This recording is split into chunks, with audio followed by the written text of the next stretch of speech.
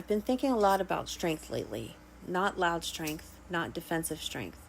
The kind of strength that builds. For me, art has never been painting. It's constructing, it's sculpting. It's looking at something and understanding how it holds weight before I ever touch it. I don't need blueprints. I see the structure. Painting does that in 2 dimensions. Building does it in 3. This piece is titled The Wanderer. When I painted it, the figure wasn't intentional. He just appeared. Most people see water. I see a silhouette. That's how my brain works. I don't force meaning. I create structure, and something reveals itself. Painting holds movement in light and shadow, but building holds weight.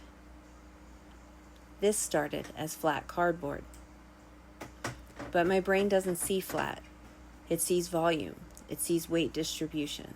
It sees reinforcement points. It sees where something will sag if it is supported. I don't sit down and draft plans. I build, and my hands already know where the strength needs to go. I've always had an engineer mindset without the education. I can look at something and understand how to recreate it, either from the original materials or from something completely different. It's not copying, it's reconstruction. It's seeing the skeleton inside of something, and that's how my nervous system resets, by turning something flat into something dimensional, by turning motion into pattern, by building something that will stand. And I see that same brain in Solomon. He doesn't just watch creators, he studies them. One of his favorites repurposes old characters into new ones. She doesn't just redesign them, she gives them personality sheets, backstories, identity. Something ordinary becomes intentional, something worn becomes dimensional, and he is captivated, not just because it's colorful, but because it makes sense. Living in an autistic household teaches you something quickly. Nervous systems don't regulate the same way. Some regulate through movement, some through repetition, some through sound. In this house, regulation isn't optional. It's survival. And I've learned that mine comes through structure, not control of people. Structure of form, structure of space, structure of something that can hold.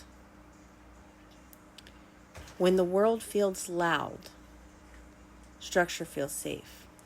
When emotions feel heavy, design feels grounding.